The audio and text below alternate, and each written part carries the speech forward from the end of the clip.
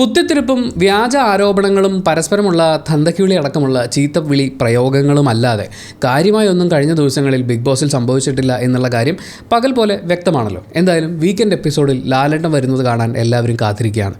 അതിൻ്റെ കാരണം അത്രയധികം മനുഷ്യത്വരഹിതമായ കാര്യങ്ങൾ ചെയ്തിട്ടുള്ള ആളുകൾ ആ ബിഗ് ബോസ് ഹൗസിലുണ്ട്.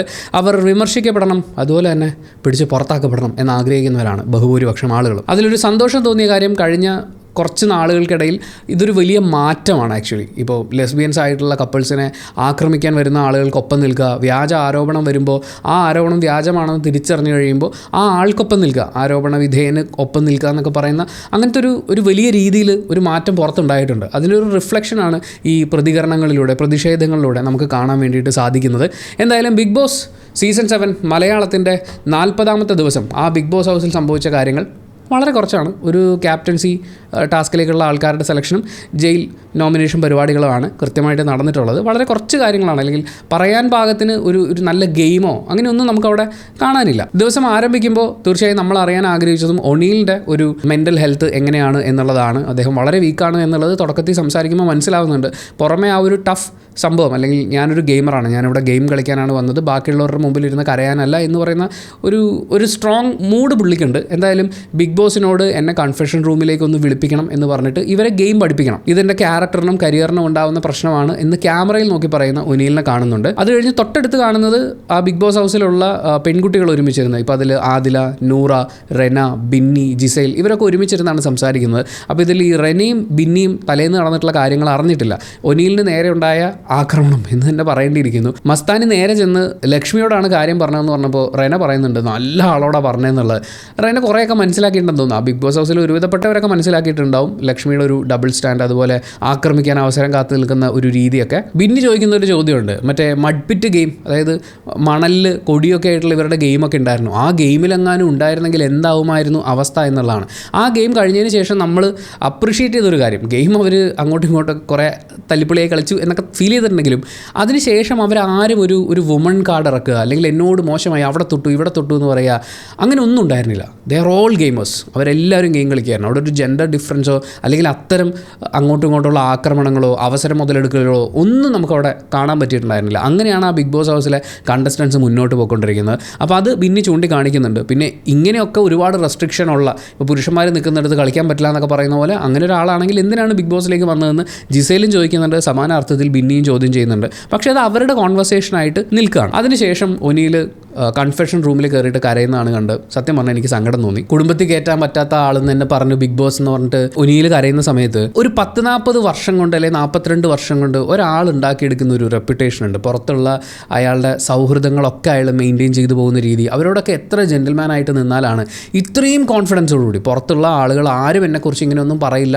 എന്ന അത്രയും കോൺഫിഡൻസിൽ അയാൾക്ക് പറയാൻ പറ്റുന്നത്, അയാൾ അങ്ങനെയാണ് ആളുകളോട് ഇടപഴകിയിട്ടുള്ളത്. അയാളുടെ സ്ത്രീ സൗഹൃദങ്ങളെ അയാൾ അങ്ങനെയാണ് മെയിൻറ്റെയിൻ ചെയ്തിട്ടുള്ളത്. ഇപ്പോൾ ഈ ഒരു വിഷയം നടന്നതിന് ശേഷം അദ്ദേഹത്തിൻ്റെ പുറത്തുള്ള ഒരു ഫീമെയിൽ ഫ്രണ്ട് ഒരു വീഡിയോ ഒക്കെ വന്ന് ചെയ്യുക ഉണ്ടായി. അങ്ങനെ ഒനീൽ ചെയ്യില്ല എന്നുള്ളത്. അതിൽ അയാളുടെ ഒരു വലിയ കൺസേൺ നിങ്ങൾ ആലോചിച്ച് നോക്കൂ. പുറത്ത് അച്ഛനും അമ്മയും ഒക്കെ അസുഖബാധിതരായിട്ടുള്ള ആളുകളാണ്, പ്രായമായിട്ടുള്ള ആളുകളാണ്. നമ്മൾ ഈ ബിഗ് ബോസ് സീസൺ 7 സ്റ്റാർട്ട് ചെയ്തപ്പോൾ തൊട്ട് പറയുന്നത് ഈ ബിഗ് ബോസ് ഹൗസിലുള്ള ആളുകൾ അവരിവിടെ കളിക്കാൻ വന്നിട്ടുള്ളവരാണ്. ആ ഗെയിമിനകത്ത് വെച്ച്, ആ വീടിനകത്ത് വെച്ചുള്ള കാര്യങ്ങളെക്കുറിച്ചൊക്കെ അങ്ങോട്ടും ഇങ്ങോട്ടും പറഞ്ഞ് കളിച്ചോട്ടെ. പക്ഷേ വീട്ടിലിരിക്കുന്ന അച്ഛനും അമ്മയും ഭാര്യയും ഗർഭാവസ്ഥയിലിരിക്കുന്ന കുഞ്ഞും കൂടി ഗെയിമിൻ്റെ ഭാഗമാവുന്നു എന്ന് പറയുന്നത് എന്തൊരു കഷ്ടമാണ്. അവരും കൂടി ഈ ഗെയിം കളിച്ചേ പറ്റൂ എന്ന് പറയുന്നത്. ഇതൊരു മൈൻഡ് ഗെയിമാണ്. അത് അറിഞ്ഞിട്ടാണ് ഈ ബിഗ് ബോസ് ഹൗസിന് അകത്തേക്ക് ആളുകൾ വരുന്നത്. പക്ഷേ ഇതൊന്നും അറിയാതെ വീട്ടിലിരിക്കുന്ന ആളുകളും കൂടി ഈ മൈൻഡ് ഗെയിം ജയിച്ചേ പറ്റൂ എന്ന് പറയുന്ന ഒരു അവസ്ഥയിലാണ് കാര്യങ്ങൾ മുന്നോട്ട് പോയിക്കൊണ്ടിരിക്കുന്നത്. അത് കഴിഞ്ഞ് എണീറ്റ് പോകുമ്പോൾ ഒനീൽ പറയുന്നുണ്ട് thank you big boss, love you എന്ന് പറയുന്നുണ്ട്. അത് ഒനീലിൻ്റെ ഒരു സംസാര ഭാഷയിലുള്ളതാണ്.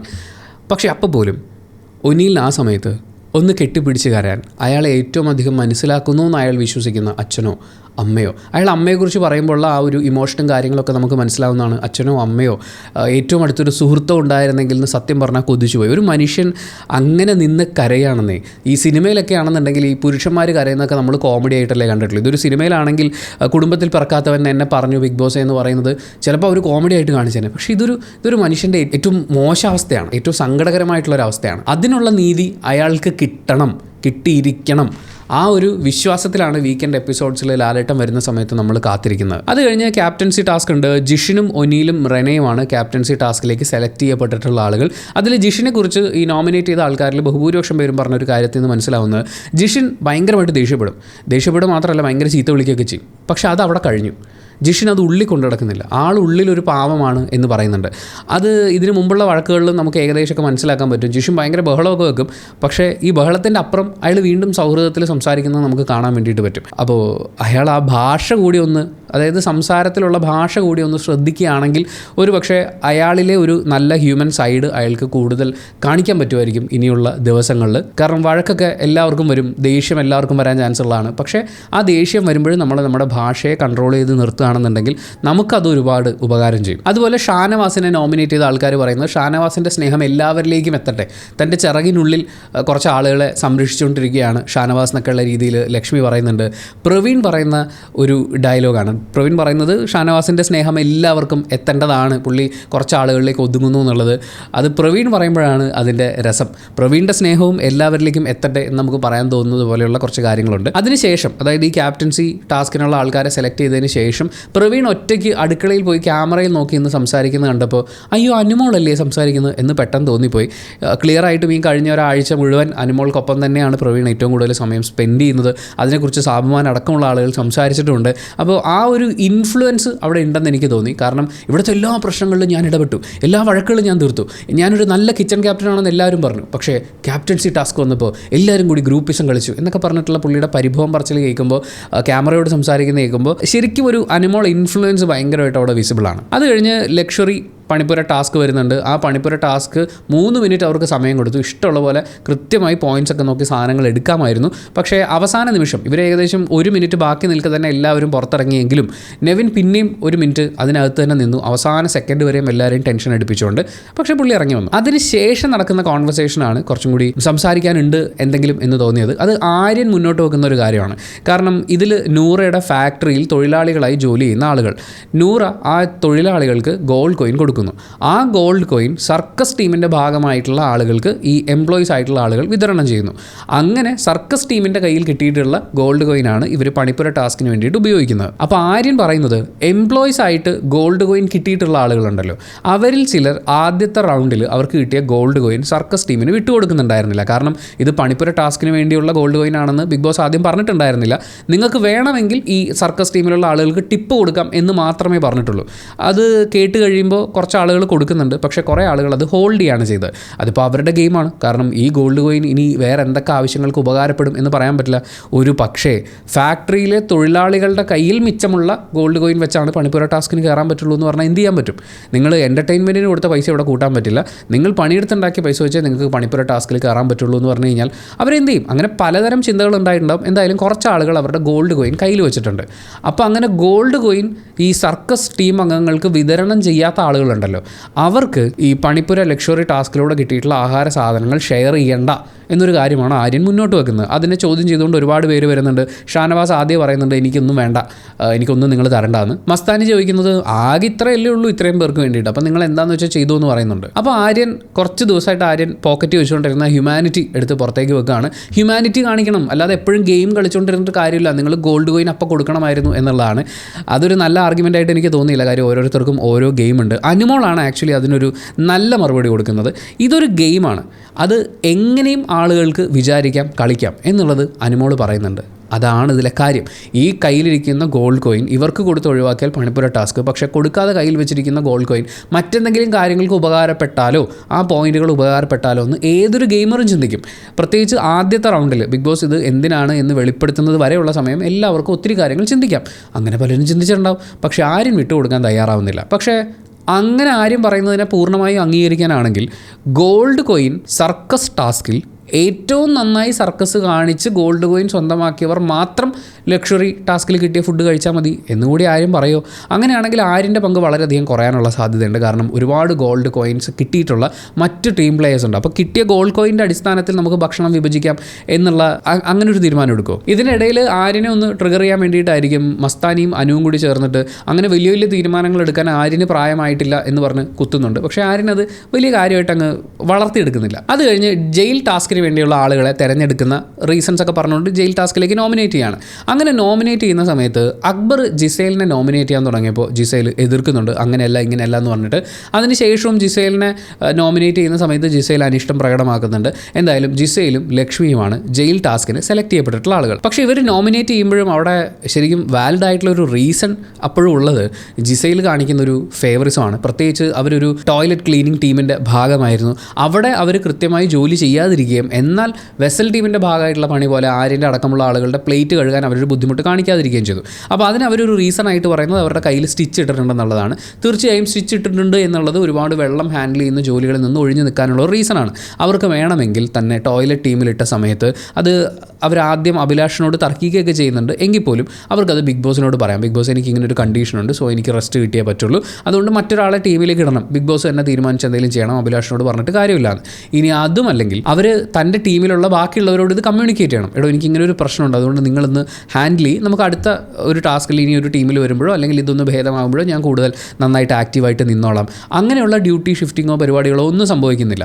ഇതൊന്നും ഇവിടെ ചെയ്യുന്നില്ല എന്ന് മാത്രമല്ല, അപ്പുറത്തെ സൈഡിൽ പ്ലേറ്റ് കഴുകുന്നതിന് കുഴപ്പമില്ലാതെ നിൽക്കുന്ന ജിസൈലിനെയും കാണുന്നുണ്ട്. അതുപോലെ ഭക്ഷണം ഉണ്ടാക്കി കൊടുത്തു എന്നുള്ള പേരിൽ തലേ ദിവസം നടന്നിട്ടുള്ള വഴക്കുകളും ആളുകളുടെ ഉള്ളിലുണ്ടാവും. എന്തായാലും അതിൻ്റെയൊക്കെ പേരിലാണ് ജിസൈലിനെ നോമിനേറ്റ് ചെയ്യുന്നത്. കിച്ചണിലുള്ള സമയം മുഴുവൻ ആഹാരം അങ്ങനെ ആർക്കും കൊടുക്കേണ്ട കാര്യമൊന്നുമില്ല, പണിയെടുക്കാത്തവർക്ക് എന്തിന് ഫുഡ് എന്നൊക്കെയുള്ള രീതിയിൽ വളരെ മോശമായിട്ടുള്ള ആർഗ്യുമെൻറ്റ്സ് ഒക്കെ പറഞ്ഞുകൊണ്ട് ബാക്കിയുള്ളവർക്ക് മുഴുവൻ ബുദ്ധിമുട്ടുണ്ടാക്കി കിച്ചണിൽ നിന്നിട്ടുള്ള അനുമോൾ ജിസൈലിനെ കുറ്റം പറയാനൊരു കാരണം കിട്ടിയ ഒരു സന്തോഷത്തിൽ ജിസൈലിനെ നോമിനേറ്റ് ചെയ്തതിന് ശേഷം പറയുന്നത്, ജിസൈൽ നല്ല ഭക്ഷണമൊക്കെ ഉണ്ടാക്കിയിട്ട് അത് ജിസൈലിനും ആര്യനും വേണ്ടിയിട്ടുണ്ടാക്കും, പക്ഷേ ആരും കുറ്റം പറയാതിരിക്കാൻ വേണ്ടി ബാക്കിയുള്ളവരോടൊക്കെ വേണോ എന്ന് ചോദിക്കും. അതാണ് ജിസൈലിൻ്റെ ടെക്നിക്ക് എന്ന് അനുമോൾ ഉറക്കെ വിളിച്ച് പറയുന്നുണ്ട്. പക്ഷേ ജിസൈൽ തിരിച്ചു പറയുന്നതൊന്നും കേൾക്കാൻ കൂട്ടാക്കാതെ ജിസൈൽ എന്ന് പറഞ്ഞിട്ട് അനുമോൾ നേരെ വന്നിരിക്കുകയാണ്. അക്ബറും ബിന്നിയും ഒക്കെ ജിസൈലിനെ നോമിനേറ്റ് ചെയ്തതിന് ശേഷം അവിടെയൊക്കെ ഈ കൂട്ടത്തിൽ വരുന്നൊരു പേര് ആര്യൻ്റെയാണ്. അപ്പോൾ ആര്യൻ നോമിനേറ്റ് ചെയ്യേണ്ട സമയത്ത് വെറുതെ കയറി നിന്ന് എനിക്കതൊരു ചുമ്മാ ഒരു ഷോ പോലെയാണ് തോന്നിയത്. അക്ബറും ബിന്നിയും ഞാനും ഒക്കെ പ്ലാൻ ചെയ്തിട്ടുണ്ടായിരുന്നു, എന്തായാലും അവർ പറഞ്ഞതുകൊണ്ട് ഞാൻ പറയുന്നില്ല എന്നുള്ള രീതിയിൽ അങ്ങനെ ഒരു ഡ്രാമ അവിടെ ക്രിയേറ്റ് ചെയ്തു. അത് പിന്നീടും കുറേ ആളുകൾ ചർച്ച ചെയ്യുന്നുണ്ടായിരുന്നു. പക്ഷേ അതൊരു യൂസ്ലെസ് പരിപാടിയായിട്ട് തോന്നി.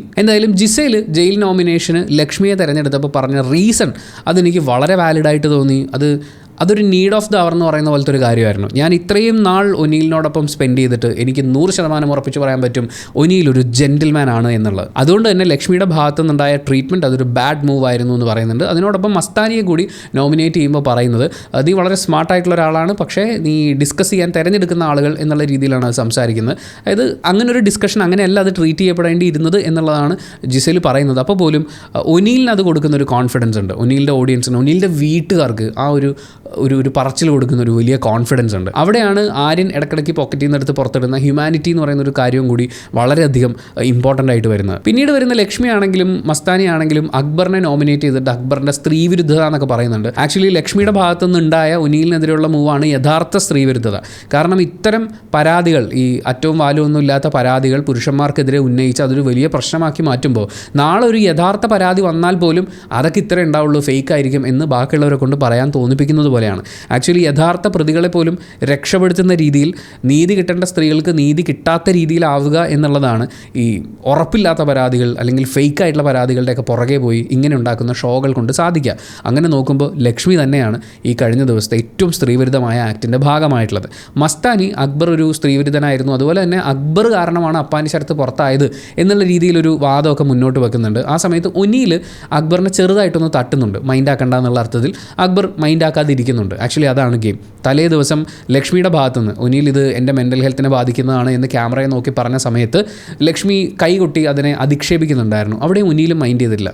ആക്ച്വലി ഒനീലിന് മനസ്സിലായി നമ്മൾ എന്തെങ്കിലും വാരുകയാണെങ്കിൽ കഴിക്കാൻ ഗുണമുള്ള എന്തെങ്കിലുമാണ് വാരേണ്ടത്, അല്ലാതെ വേസ്റ്റിൽ പോയി വാരിയിട്ട് കാര്യമില്ല എന്നുള്ളത്. ഇത്തരം അനാവശ്യമായ പ്രകോപനങ്ങൾക്ക് പിന്നാലെ പോകരുത് എന്ന് കൃത്യമായി അക്ബറിനും കൂടി ഒനീൽ പറഞ്ഞു കൊടുക്കുന്നുണ്ട്. ഒനീൽ കുറേം കൂടി പക്വമായി ഡിസിഷൻസ് എടുക്കുന്നു എന്ന് തോന്നുന്നു. അതിനുശേഷം ജിസേലിൻ്റെ കരച്ചിലുണ്ട്. അത് അക്ബർ നോമിനേറ്റ് ചെയ്തതാണ്. ജിസേലിൻ്റെ ഭാഗത്ത് ഈ പറയുന്ന ഫേവറിസം കാര്യങ്ങളൊക്കെ ഉണ്ട്. പക്ഷേ അതിനെ വിമർശിക്കാമെന്ന് നമ്മൾ വിചാരിക്കുമ്പോൾ പോലും ഓപ്പോസിറ്റ് സൈഡിൽ നടക്കുന്നത് അതിനേക്കാൾ മോശമായിട്ടുള്ള കാര്യങ്ങളാണ്. ഇപ്പോൾ വ്യാജമായിട്ടുള്ള പരാതികൾ, അതുപോലെ തന്നെ ഹോമോഫോബിക് ആയിട്ടുള്ള സ്റ്റേറ്റ്മെൻറ്റുകൾ, പിന്നെ അനുമോളുടെ ഭാഗത്തുനിന്ന് സൗഹൃദങ്ങളെ അവർ ട്രീറ്റ് ചെയ്യുന്ന രീതി, ഇതൊക്കെ കാണുമ്പോൾ ജിസേലിൻ്റെ ഒക്കെ കാര്യം കുഞ്ഞു കാര്യമായിട്ട് നമുക്ക് തോന്നിപ്പോവാണ്. നിങ്ങളൊന്ന് ആലോചിച്ച് നോക്കൂ, ഇത്രയും ഈ പറയുന്ന ഒരു കരച്ചിൽ അല്ലെങ്കിൽ ഒരു പരിഭവം അക്ബറിൻ്റെയും ആര്യൻ്റെയും ജിസേലിൻ്റെയും ഇടയിലുണ്ടാകുന്നു. അപ്പോൾ പോലും അവർക്കത് സംസാരിച്ചിരിക്കാൻ പറ്റുന്നുണ്ട്, അങ്ങോട്ടും ഇങ്ങോട്ടും അധിക്ഷേപിക്കുന്നില്ല. ജിസയിൽ പറയുന്നൊരു കാരണം, ലക്ഷ്മിയെ ആദ്യം നോമിനേറ്റ് ചെയ്യാതെ എന്നെ നോമിനേറ്റ് ചെയ്തു, ലക്ഷ്മിയെ എന്നെയും കൂടി ഒരുമിച്ച് ജയിലിലേക്ക് നോമിനേറ്റ് ചെയ്യുന്നു എന്ന് പറയുന്ന ഒരു കാര്യമാണ്. കാരണം ജിസയിൽ അത്രയും റോങ് ആയിട്ടാണ് ലക്ഷ്മി അവിടെ പോർട്രേ ചെയ്തിട്ടുള്ളത്. അപ്പോൾ ലക്ഷ്മിക്കൊപ്പം ജിസേലിനെ നോമിനേറ്റ് ചെയ്തു എന്ന് പറയുന്നത്, അതും അക്ബറിനെ പോലൊരു സുഹൃത്ത്, ഈ ബിന്നി പറയുന്ന പോലെ ജിസേൽ എല്ലാവർക്കും ഭക്ഷണം കൊടുത്തവരെ വളർത്തുകയാണെന്ന് പറയുന്ന, അങ്ങനെ എല്ലാവരോടും വളരെ ജോളിയായിട്ടിരിക്കുമ്പോൾ സ്വാഭാവികമായും ഇത്തരം സങ്കടങ്ങളും കരച്ചിലുകളൊക്കെ ഉണ്ടാവും. പക്ഷെ അപ്പോൾ പോലും നമ്മൾ ചിന്തിക്കേണ്ടതെന്ന് വെച്ചാൽ ഇവർ ഭയങ്കര ഫ്രണ്ട്ലി ആണല്ലോ. ജെൻഡർ മാറ്റി വെച്ചിട്ട്, ജിസയിൽ ഒരു സ്ത്രീയും ബാക്കിയുള്ളവരെ ആമ്പിള്ളേരും എന്ന് പറയുന്ന സാധനം മാറ്റി വെച്ചിട്ട് പരസ്പരം മനസ്സിലാക്കാനും ഒരുമിച്ചിരിക്കാനും കൊച്ചു കൊച്ചു നല്ല പിണക്കങ്ങൾ ഉണ്ടാക്കാനും, അതായത് പിണക്കത്തിന് ശേഷം ആ സൗഹൃദം കൂടുതൽ സ്ട്രോങ് ആവുകയാണ് ചെയ്യുക. അതേസമയം നമ്മളിപ്പോൾ അനുമോളുടെയൊക്കെ സൗഹൃദങ്ങൾ നോക്കും. ഒരു പിണക്കം വന്നു കഴിഞ്ഞാൽ ശൈത്യയെ ഇറങ്ങി പോകുന്നത് വരെ കട്ടപ്പയായി ഇത്രയും ചതിക്കുന്ന ഒരാളായി പോർട്രേ ചെയ്തതിന് ശേഷം ഇപ്പം ചെന്ന് ചോദിച്ചു കഴിഞ്ഞാൽ അനുമോൾ പറയും ശൈത്യൻ്റെ ചങ്കായിരുന്നു എന്ന്. അതേപോലെ തന്നെ ഇപ്പോൾ ആദിലെ ട്രീറ്റ് ചെയ്യുന്നത്, ആദിലെ ശൈത്യം എങ്ങനെ ട്രീറ്റ് ചെയ്തോ അങ്ങനെ ട്രീറ്റ് ചെയ്യുന്ന ഒരു അവസ്ഥയിലേക്ക് എത്തിക്കുന്നു. അതുപോലെ തന്നെ ഇപ്പോൾ പ്രവീണുമായിട്ടുള്ള സൗഹൃദം, നാളെ മറ്റൊരാളുമായി അനുമോൾ സൗഹൃദത്തിലാകുമ്പോൾ പ്രവീണിൻ്റെ അവസ്ഥ എന്തായിരിക്കും നമുക്ക് പ്രെഡിക്റ്റ് ചെയ്യാൻ പറ്റുന്നൊരവസ്ഥയിലാണ്. അങ്ങനെയൊക്കെ ഉള്ളപ്പോൾ ഇപ്പുറത്തെ സൈഡിൽ ജിസേലിൻ്റെ ഈവൻ ആ ജയിൽ ടാസ്കിന് ജയിലിലേക്ക് ജിസേലും ലക്ഷ്മിയും കയറുന്ന സമയത്ത് അക്ബർ അവിടെ ഉണ്ട്, ജിസേലിനൊപ്പം ഉണ്ട് സപ്പോർട്ടായിട്ട്. അപ്പോഴേക്കും അവരുടെ പ്രശ്നം തീർന്നു, അവർ സങ്കടപ്പെട്ടു, ഉള്ളിലൊരു കാരണം ഉണ്ടായിരുന്നു, ആ സങ്കടത്തിനും ദേഷ്യത്തിനൊക്കെ ഒരു കാരണം ഉണ്ടായിരുന്നു. അത് പരസ്പരം സംസാരിച്ചു, വളരെ ഫ്രണ്ട്ലി നോട്ടിൽ അത് ഓക്കെ. ഇതിനിടയ്ക്ക് തന്തയ്ക്ക് വിളിച്ചില്ല, മോശമായ ആരോപണങ്ങൾ ഉന്നയിച്ചില്ല, തെറി വിളിച്ചില്ല, ശപിച്ചില്ല, നമ്മൾ തമ്മിൽ ഇനി ഒരിക്കലും ഒരു സൗഹൃദമില്ല എന്ന് പ്രഖ്യാപനങ്ങൾ ഉണ്ടായില്ല. അവരൊരു സങ്കടം ഉണ്ടായി, അത് പറഞ്ഞു. ആ സമയത്തോ അങ്ങനെ ഞാൻ ചെയ്തത് തനിക്ക് വിഷമമായിട്ടുണ്ടെങ്കിൽ സോറി എന്ന് പറയുന്നത് കഴിഞ്ഞ പരിപാടി. അങ്ങനെ ഒരു ഹെൽത്തി ആയിട്ടുള്ള സൗഹൃദം അവർക്കിടയിലുണ്ട്. ആ സൗഹൃദം ജിസയിലും കൂടി ചേരുന്നൊരു സ്പേസിലാണ് എന്നുള്ളത് ബാക്കിയുള്ളവർക്ക് സഹിക്കാൻ പറ്റുന്നില്ല. എന്ന് ഇവരാരെങ്കിലും അനുമോളോട് അങ്ങനെ ഒരു സൗഹൃദം മെയിൻറ്റെയിൻ ചെയ്യുന്നുണ്ടോ? മസ്താനിയോടൊപ്പം അങ്ങനെ ഒരു സൗഹൃദം മെയിൻറ്റെയിൻ ചെയ്യുമോ? ഇല്ല. അത് കഴിഞ്ഞ് വീണ്ടും നമ്മൾ കാണുന്നത് അനുമോളും ആദിലയും നൂറയൊക്കെ കൂടി അടുക്കളയിൽ കയറുന്നതാണ്. ആദിലയും അനുമോളും കൂടി ഈ നാരങ്ങ പിഴിഞ്ഞ് കുപ്പിയിലാക്കിയിട്ട്, പിന്നെ അത് നാരങ്ങ വെള്ളം കുടിക്കാൻ വേണ്ടിയിട്ടായിരിക്കും, ആഗ്രഹമല്ലേ എന്നൊക്കെ തോന്നും. നല്ല ക്യൂട്ട്നെസ് വാരിയിടാൻ വേണ്ടിയിട്ടുള്ള അനുമോളുടെ പുഞ്ചിരിയൊക്കെ നമ്മൾ കാണുന്നുണ്ട്. പക്ഷേ ഇവരൊക്കെ കിച്ചൺ ടീമിൻ്റെ ഭാഗമാകുമ്പോൾ ഈ ക്യൂട്ട്നെസ് അവർ സമ്മതിക്കില്ല. അവർക്കിത് ക്യൂട്ട്നെസ്സായി ഫീൽ ചെയ്യേയില്ല. വേറെ ആരെങ്കിലും കിച്ചൺ ടീമിൻ്റെ ഭാഗമാകുമ്പോൾ ഞാനിങ്ങനെ ഒരു കുസൃതി കാണിക്കുന്നുണ്ടേ, ഞാനിങ്ങനെ നാരങ്ങ എടുത്തേ എന്ന് പറഞ്ഞിട്ട് അതൊരു ക്യൂട്ട്നെസ് ആക്കാൻ വേണ്ടിയിട്ടുള്ള ശ്രമങ്ങളുണ്ടാവും. അത് ഭയങ്കര മോശമാണ്. അവിടെ ഭക്ഷണ സാധനം എല്ലാവർക്കും റേഷനായിട്ടാണ് വരുന്നത്.